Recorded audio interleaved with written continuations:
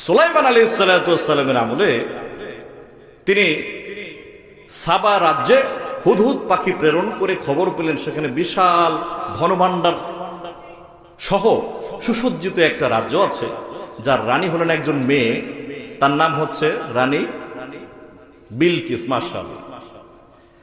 তো আল্লাহর নবী সুলাইমান ইবনে দাউদ আলাইহিস সালাতু ওয়াস সালাম তাকে যখন আমন্ত্রণ পত্র পাঠালেন, তখন রানী বিলকিস মনে করলেন তাকে আমার একটু ইমতিহান পরীক্ষা নেওয়া প্রয়োজন, যে সত্যি তিনি আসলে আল্লাহর প্রেরিত পুরুষ নাকি আমার সঙ্গে হুজ্জতি করার জন্য, যুদ্ধে লিপ্ত হবার জন্যই পায়তারা করছে।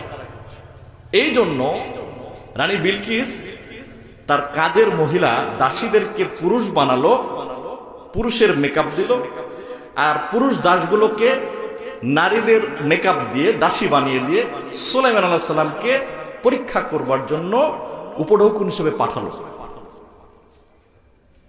সুলাইমান আলাইহিস সালাতু ওয়াস সালাম কার প্রেরিত পুরুষ বলুন তো? তাকে মনোনীত করেছেন কে? সুতরাং সমস্ত আম্বিয়া আলাইহিস সালামের সঙ্গে কে আছেন? সুলাইমান আলাইহিস সালাতু ওয়াস সালাম তাদেরকে দেখে বুঝতে পারলেন ডাল মে কুচ কি।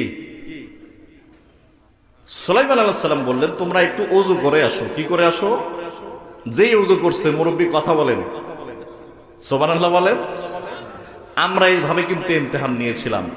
প্রথম যখন মিথ্যুক ফ্যাসিস্ট মুনাফিক বলেছিল মদিনার সনদে দেশ চালাবে, আমরা তখনই বুঝেছি ডাল মে কুচ কালা হে। ঠিক কিনা ভাইরা আমার?